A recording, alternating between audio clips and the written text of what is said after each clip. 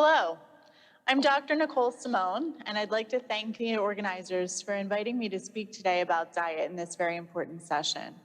I'm a professor and vice chair of radiation oncology at Thomas Jefferson University, and I'm also a professor of integrative medicine and nutritional sciences.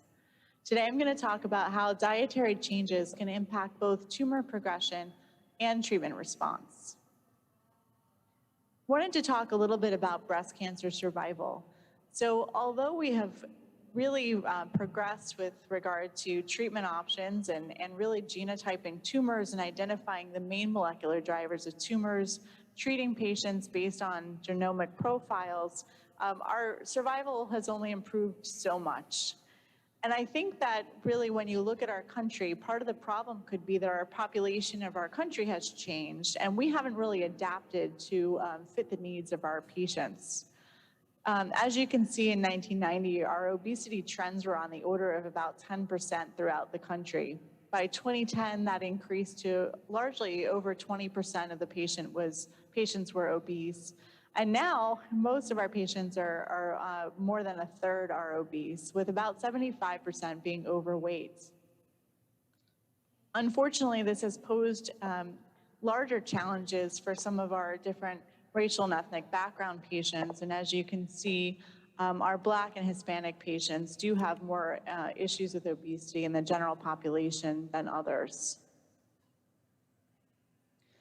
What that means is the metabolic landscape has really changed in our patient population.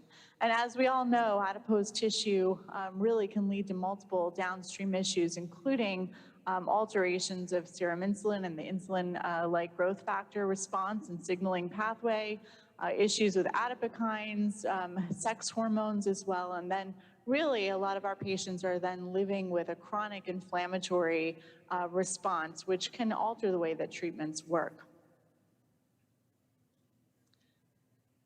Our treatment regimens also can cause some issues. We do know that women within the first year after a diagnosis of breast cancer can gain a significant amount of weight. And that's probably multifactorial, but most patients are noted to gain an average of 10 pounds after the first year of treatment.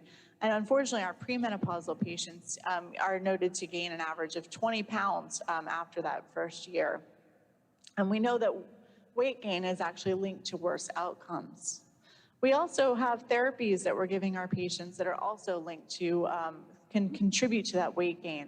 For instance, our anti-estrogen therapies, our hormone therapies can increase metabolic syndrome and increase fat, and that's noted on multiple studies. And these actually do reverse after the patients have stopped taking their anti-estrogen therapy. So they can be temporary, but certainly within that time period do contribute to some weight gain. And then many patients will actually tell you that although they're given a small amount of steroids to decrease some of the side effects from chemotherapy, a lot of patients feel that that is, puts them on track to gain weight afterwards. So what are the clinical implications? Does this matter? What we know is that obesity does decrease both progression-free survival and overall survival in node-positive breast cancers. We've also looked at just metastatic breast cancers. So although we know that obesity can affect primary cancer, if you're diagnosed with metastatic cancer, does that also affect things? And when we looked at patients with brain metastasis, when you were obese at the time of diagnosis of your brain metastasis in particular, your survival was actually worse, as well as your intracranial progression-free survival. The same thing held true with diabetes, indicating that this is really more of a metabolic process. And when you combine the two, for the patients who were both obese and diabetic, there was even worse survival. We also know that obesity can be related to increased toxicity of treatments, and in particular, radiation can cause worse skin side effects with our patients who are obese. So can we do something about this? Can we actually reprogram things to move in the right direction? What's our clinical evidence? Well, the Nurses' Health Study is one of my favorites. And this study, 20 to 30,000 women were kind enough to be followed prospectively who were not initially diagnosed with disease. And once they were diagnosed with breast cancer, they were followed to look to see what really contributed to mortality and morbidity. And what was noticed was that weight gain, unfortunately, did lead to decreased survival. So in patients who maintained their weight or were able to lose some weight, they actually did well with regards to survival. And if you gained any weight and had a change in BMI, unfortunately, that was met with worse survival and outcomes. There was also the WIN study, who placed patients, randomized patients over 48 years old to either a dietary intake of reduced fat or control. And what was noticed here was that patients in particular with estrogen and progesterone negative cancers actually did better when they were placed on a low-fat diet. And that's kind of contrary to what we typically think, that our estrogen positive patients are more sensitive to weight, but we are learning that really all breast cancer outcomes are tied to weight and weight loss. So our vision has been to see if we could really change the landscape of cancer care by empowering our own patients to participate in their care and to use dietary interventions to improve outcomes. And so what evidence do we have that this might work? We've, in the lab, in preclinical models, we have largely worked with estrogen negative, triple negative breast cancers, and shown that when you start a tumor and then calorically restrict the animals after the tumors have been induced, you actually get a benefit with regard to cancer progression. So the tumors actually are a little bit smaller, they take a little bit longer to grow. And when you add that to a cytotoxic therapy, such as radiation, you actually get an even larger improvements. We saw that with multiple different diets, whether we did a time-restricted diet, such as alternate day fasting, or if we did a global reduction of calories, a 30% reduction of calories or 70% of their diet, which indicates a caloric restriction. That's our typical definition. We also saw that when using cisplatin in these models.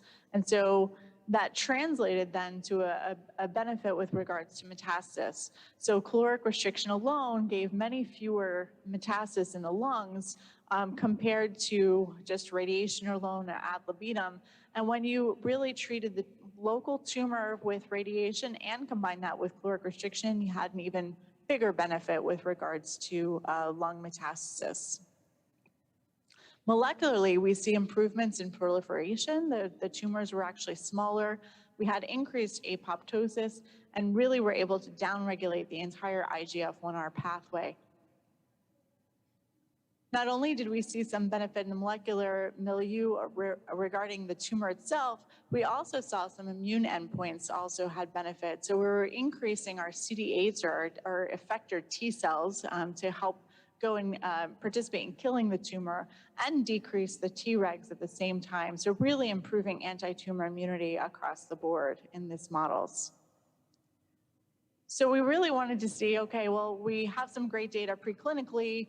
Can we then take that to our patients at different stages and help to improve some approaches there? One of the first studies that we did was looking at a short window of opportunity caloric restriction diet. This diet really was aimed to help allow all participants to participate in this and not really give specific diets. We did give counseling about low-fat diet, just like in the WIN study. We wanted our patients to decrease refined sugars, carbohydrates as well, and increase their vegetable intake and really concentrate on some good protein intake as well.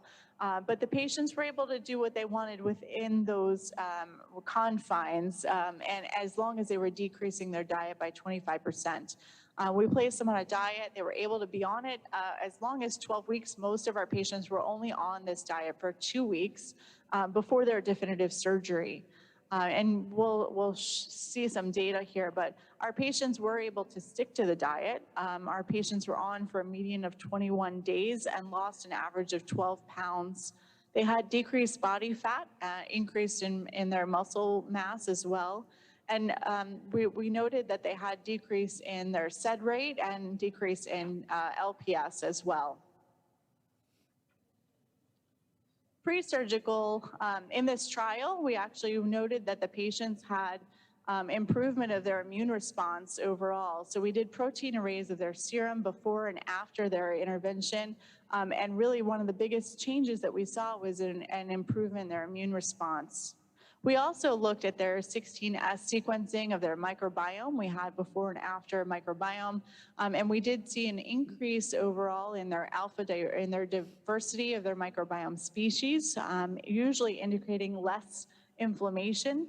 And most importantly, we actually saw an increase in akkermansia, which usually is indicative of decreased inflammation in general. Our inflammation was decreased, and the biome and gut wall, so we did have that decrease in LPS. And the decrease in LPS translated to the tumor where we saw less TLR4 and less growth in general. We next wanted to do a trial using caloric restriction with radiation. In this trial, we actually would counsel the patients to start their diet at the time of simulation. They went on their caloric restriction diet for a total of 10 weeks with 6 weeks of radiation sandwiched in between. And we had excellent compliance. 82% of our patients were compliant in general. Our patients lost an average of 9 pounds during that 10 weeks of diet, also had an increase in muscle mass, decrease in body fat. And actually our African-American patients lost a little less weight, but you'll actually notice that they had an increase in muscle mass during that clinical trial. Importantly, we know that radiation can actually increase the systemic inflammatory response.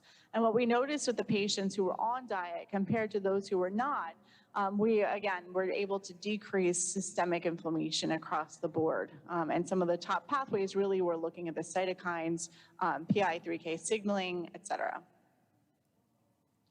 Looking at the dietary inflammatory index, so we did counsel the patients in a similar fashion to decrease some inflammatory foods and really, decrease those refined sugars, et cetera.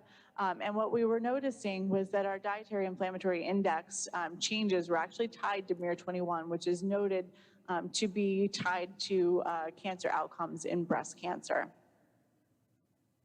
In the next generation of trials, we actually have a precision medicine guiding precision nutrition trial open, where we're really looking at the patient themselves. What kind of diet can we prescribe that will really customize to the patient and the patient's metabolic milieu, whether they have an element of obesity, insulin resistance, et cetera, while also profiling the tumor to decide which kinds of targeting that we can do specific to the tumor and combine those two recommendations together.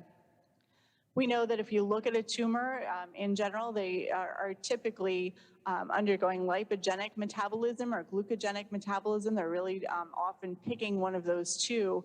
And so if we can profile that, and we can really make an impact downstream in microbiome, immune function, and inflammation in general. And those should not only allow for improved cancer outcomes and also improved response to treatment. With that, I'd like to thank all the patients, first and foremost, for participating in our trials, all of our collaborators at Jefferson, my lab, and our collaborators beyond Jefferson. And with that, I'd like to take questions.